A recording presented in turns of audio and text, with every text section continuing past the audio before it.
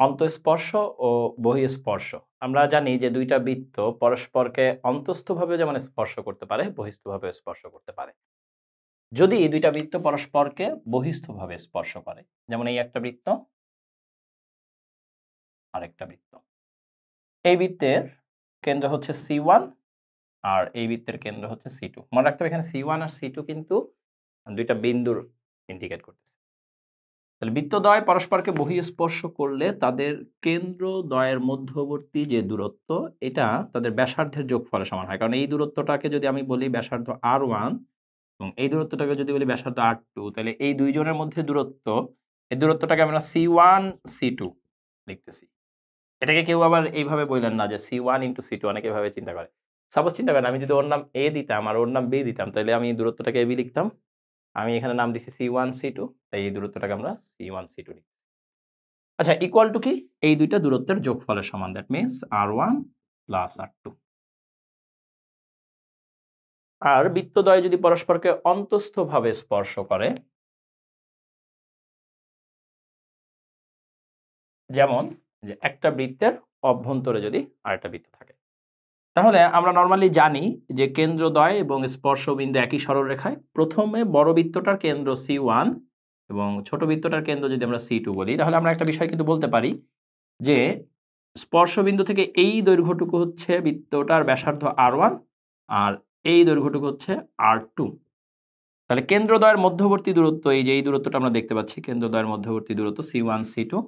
এখানে C1 C2 equal to, এই চিত্র অনুযায়ী R1 থেকে R2 অংশটা বাদ দিতে হবে, তাই না? দিলেই এই দৈর্ঘ্যটা পাওয়া যাবে R1 মাইনাস R2।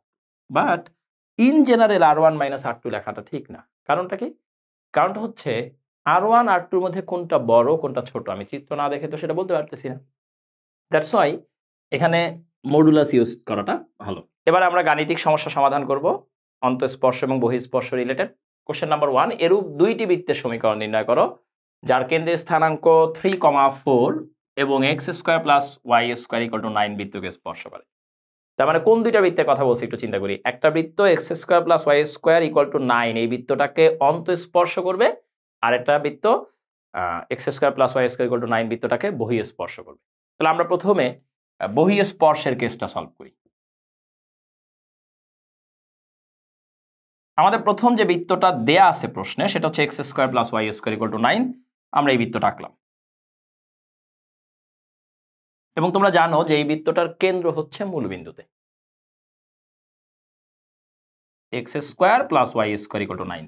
এবং তোমাদের এর সাথে আরো একটা জিনিস জানা আছে যে এই বৃত্তটার ব্যাসার্ধ, এই যে 9 থেকে আমরা বলতে পারি এটা ইকুয়াল টু 3², দ্যাট মিনস ব্যাসার্ধ কিন্তু 3। এই কেন্দ্রটা হচ্ছে 0,0। তো আরেকটা যে বৃত্ত তার কেন্দ্র 3,4 এবং সেই বৃত্তটাকে যে স্পর্শ করবে, ধরো বৃত্তটা এরকম এরকম একটা বৃত্ত, এই বৃত্তটাকে স্পর্শ করতেছে। এখন এই বৃত্তটার কেন্দ্র বলে দিছে 3,4। ব্যাসার্ধ সম্পর্কে কিছু বলে নাই, না বললে কি সমস্যা, আমরা বের করে নিব। দেখো এইখান থেকে এই পর্যন্ত দূরত্বটা কি, এটা হচ্ছে আমার যে বৃত্তটা বের করতে বলছে তার ব্যাসার্ধ। অর্থাৎ x² plus y² equal to 9 এই বৃত্তটাকে বহিঃস্পর্শ করছে, এই বৃত্তটা হচ্ছে এটা, তার ব্যাসার্ধ r। তো কেন্দ্রদ্বয়ের মধ্যবর্তী দূরত্ব, কেন্দ্রদ্বয়ের মধ্যবর্তী দূরত্ব মানে কি, 0 থেকে 3,4 এর দূরত্ব হচ্ছে এই ব্যাসার্ধদ্বয়ের যোগফলের সমান। তার মানে আমরা বলতে পারি r plus 3 equal to root over 0 থেকে 3,4 এর মধ্যবর্তী দূরত্ব তোমরা কি লিখবা, 3 minus 0 whole square 4 minus 0 whole square. I think এখন আমরা এইভাবে লিখতে পারি r plus 3 equal to root over 3² plus 4², definitely এটা ইকুয়াল টু 5, অর্থাৎ r plus 3 equal to 5 or r equal to 2। তাহলে আমাদের প্রথম কেসটা সলভ হয়ে গেছে বহিঃস্পর্শের ক্ষেত্রে। বহিঃস্পর্শের ক্ষেত্রে r এর ভ্যালু কত আসতেছে, r এর ভ্যালু আসতেছে 2। অর্থাৎ আমার এই বৃত্তটার সমীকরণ হচ্ছে x minus 3 whole square plus y minus 4 whole square equal to ব্যাসার্ধ 2 স্কোয়ার। সাজায় লেখো এবার। এবার হচ্ছে সেকেন্ড কেসটা। সেকেন্ড কেসটা হচ্ছে কি যে অন্তঃস্পর্শ যদি করে, তাহলে অন্তঃস্পর্শের ক্ষেত্রে চিত্রটা কিরকম হবে আমরা আগে একটু দেখে নিই। এবারে আমরা যদি অন্তঃস্পর্শর ক্ষেত্রে চিত্রটা খেয়াল করি, তাহলে এখানে দেখতে পাচ্ছ ছোট বৃত্তটা, এই বৃত্তটা আসলে বেসিক্যালি x² + y² = 9 এবং এই বৃত্তের কেন্দ্র মূলবিন্দু। এবং আমাদেরকে আরেকটা বৃত্ত বের করতে বলছে যার কেন্দ্রের স্থানাঙ্ক 3, 4 এবং এই বৃত্তটা x² + y² = 9 বৃত্তকে অন্তঃস্পর্শ করছে। তাহলে তোমরা একটা জিনিস দেখো যে তোমরা তো অলরেডি জানোই যে এই বৃত্তটার ব্যাসার্ধ 3, তার মানে এখান থেকে এই পর্যন্ত দূরত্বটা কত? 3। আর 0, 0 থেকে 3, 4 পর্যন্ত দূরত্বটাও কিন্তু তোমরা অলরেডি বের করছো। এই দূরত্বটা হচ্ছে √3 - 0² প্লাস 4 - 0² = 5। তাহলে আশা করি আমাদের এই যে আরেকটা বৃত্ত আমরা বের করতে চাচ্ছি তার ব্যাসার্ধ নিয়ে এখন আর কোনো কনফিউশন নেই। এটা 3 + 5 8। তুমি সূত্র এপ্লাই করো এটা করতে পারতা।